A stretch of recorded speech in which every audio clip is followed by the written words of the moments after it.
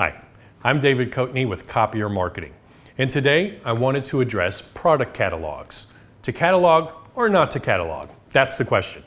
While my company does offer to include product catalogs, I'm not a big fan personally, and here's why. There are two ways to go about including a catalog. One is to utilize a third-party catalog that's already in place and is shared by other companies. The disadvantage here is that you don't usually have control over updates and changes. While this approach doesn't result in a higher initial build cost, it does result in a higher monthly fee. The other approach is to build a new catalog from scratch. This doesn't result in a higher monthly fee, but it does increase the cost of the initial build. It also gives you complete control over things. The reality, though, is that I haven't really seen any benefit from it. In fact, I've seen quite the opposite.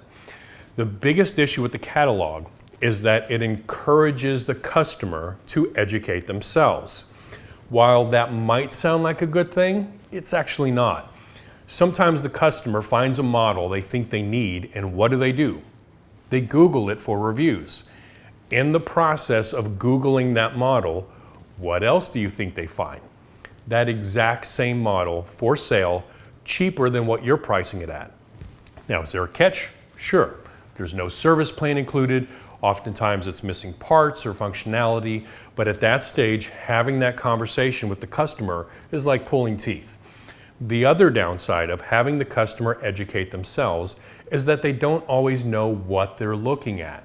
In the process, they won't consider every variable. So what happens, and I've seen it, is that they'll find this A4 device with the speed they're looking for that has all the functionality they want. It's faster than their current machine and is cost effective.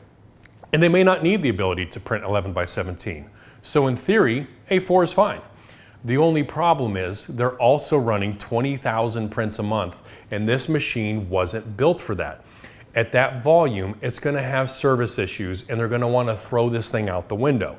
But by the time they already made up their mind on what they need, and the sales rep starts talking about duty cycle, they just think the sales rep is trying to upsell them at this point. That's why it's best if they start the process blind, let the rep conduct the proper analysis to determine what they're really going to need.